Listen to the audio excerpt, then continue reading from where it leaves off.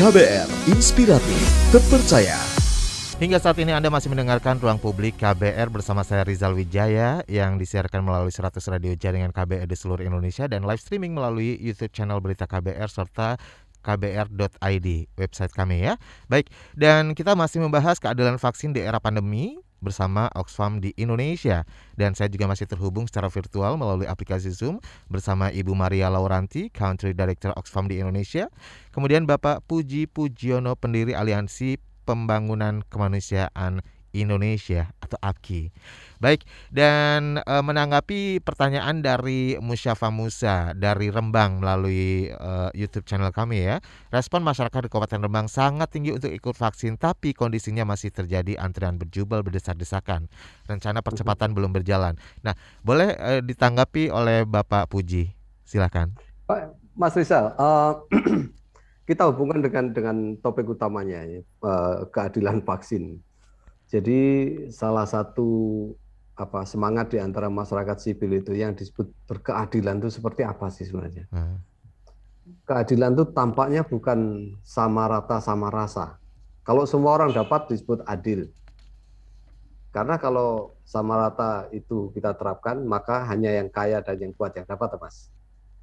Maka berkeadilan itu saya kira intisari semangatnya, mereka yang berkekurangan seharusnya diberi perhatian lebih.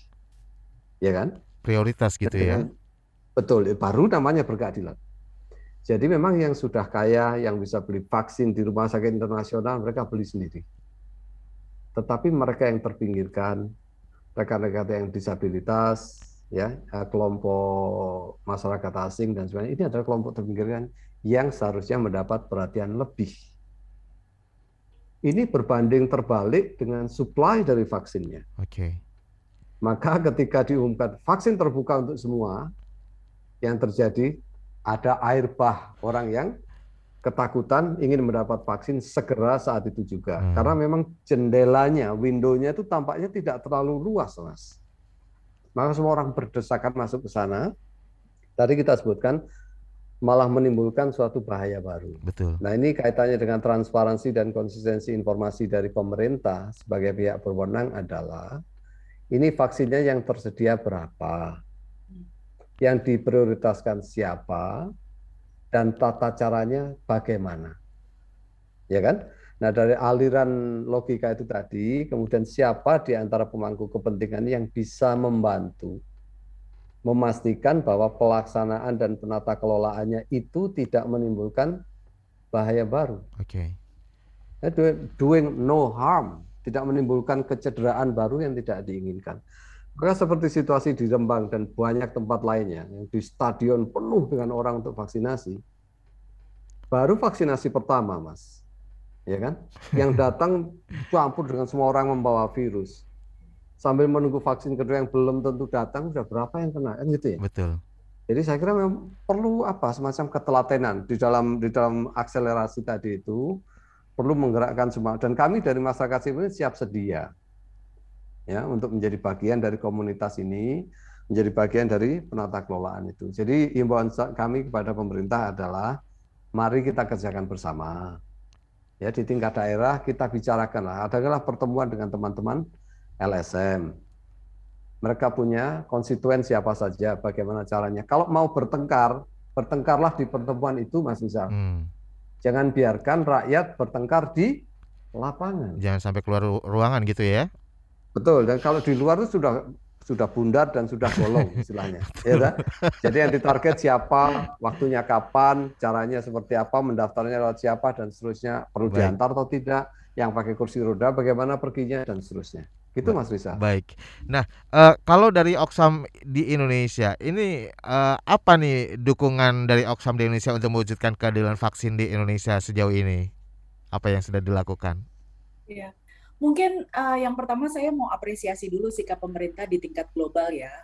Pada saat tadi saya membicarakan tentang waiver di WTO untuk hak paten intelektual gitu ya dalam produksi vaksin, pemerintah Indonesia mengambil sikap untuk juga mendukung terjadinya pengangkatan waiver itu gitu ya.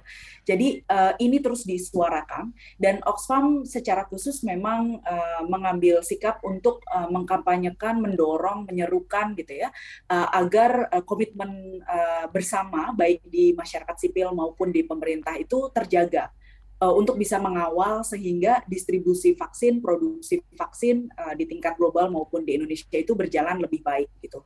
Nah, kalau di Indonesia sendiri karena Oxfam juga merespon di sektor kemanusiaan gitu ya, di kebencanaan, jadi ada beberapa inisiatif yang Oxfam lakukan bersama dengan organisasi lokal yang ada di nasional maupun di subnasional, di mana ada distribusi misalnya hygiene kits atau penyediaan sarana untuk cuci tangan di fasilitas umum, atau juga bahkan bantuan langsung tunai. Jadi Oxfam melengkapi, dan ini juga berdasarkan kerjasama Oxfam dengan Kementerian Sosial di Indonesia.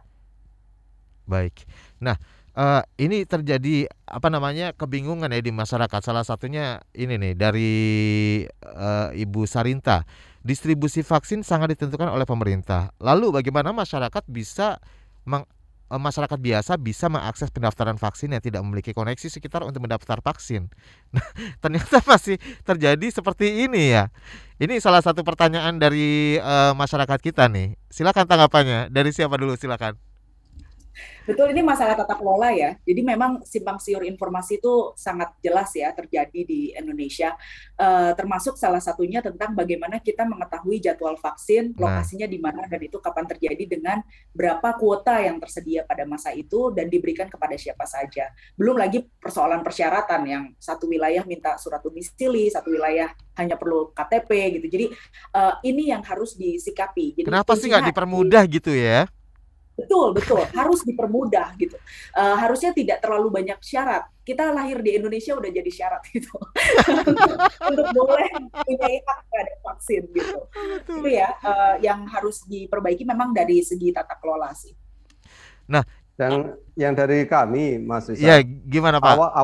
Awal tahun ini kami dari masyarakat sipil ini mengadakan pertemuan secara nasional di Bogor. Jaringan-jaringan se-Indonesia ini bertemu dan selama berhari-hari mengumpulkan ide dan gagasan bagaimana sih memastikan bahwa vaksin yang berkeadilan ini menjadi kenyataan di Indonesia. Terus dari pertemuan itu kami mengeluarkan semacam komunike dengan dua sisi, Mas Rizal. Tentunya yang pertama mendorong pemerintah, di samping berterima kasih atas upaya, tapi juga mendorong ya. Faktanya bahwa sampai tanggal 19 Agustus ini baru 27% dari target, bukan seluruh penduduk, dari target. Dan yang dapat vaksin yang kedua itu sekitar kurang dari 15%, Mas. Ya. Ini keprihatinan yang luar biasa. Ada dua hal yang kita sampaikan di hasil pertemuan itu, Mas. Yang pertama, kita tentunya terus mendorong pemerintah untuk mendapatkan pengadaannya, supply untuk vaksin dengan segala diplomasi dan sebagainya yang disebut Mbak Laura tadi. Yang kedua itu perluasan akses. Jadi targeting itu harus lebih akurat kemana. Yang terakhir tentunya penata kelolaan, itu adalah dorongan pada pemerintah dan seterusnya. Tetapi di antara kami sendiri, masyarakat sipil, menyadari posisi kami, tanggung jawab dan peran. Kami itu mengajak semua LSM se-Indonesia itu pertama untuk melakukan advokasi yang disebut tadi jantungnya keadilan itu. Yang lemah diberi dulu, yang rentan didulukan, gitu ya. Nah, ini adalah esensi dari keadilan. Yang kedua, di antara kami sendiri, kami itu karena kami dekat dengan masyarakat dan komunitas, mungkin kami bisa membantu dengan memberikan pemetaan yang lebih lengkap ya, Mas ya. Siapa yang membutuhkan di mana? Karena banyak masyarakat kita yang tidak punya KTP, Mas. Ya, tidak punya KK misalnya, mereka otomatis tidak bisa mengakses kan. Padahal mereka bernafas dengan udara yang sama, dengan virus yang sama.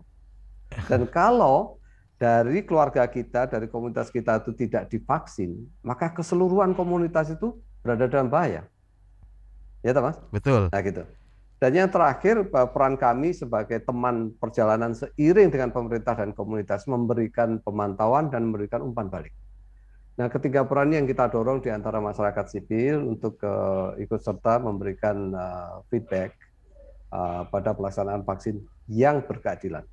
Baik, Gitu, Mas. semoga bisa terwujud ya secepatnya ya. Insya Allah. Baik, dan ada juga satu pertanyaan tapi nanti dijawabnya setelah jeda ya, Ibu, Bapak. Ada dari Bapak Wikan. Merek vaksin yang berbeda dan reaksi pasca vaksinasi yang berbeda menimbulkan wacana yang membingungkan di masyarakat. Ada yang tidak mau divaksin kalau pakai merek ini atau itu dan sebagainya. Mohon penjelasannya. Karena ada yang ada yang bilang kalau AZ itu reaksinya lebih keras, lebih berasa daripada Sinovac dan sebagainya. Tapi di sisi lain AZ AstraZeneca katanya kemarin bermasalah dan sebagainya. Ini informasi-informasi seperti ini yang mungkin bisa bantu diluruskan juga di sini ya, Mbak ya.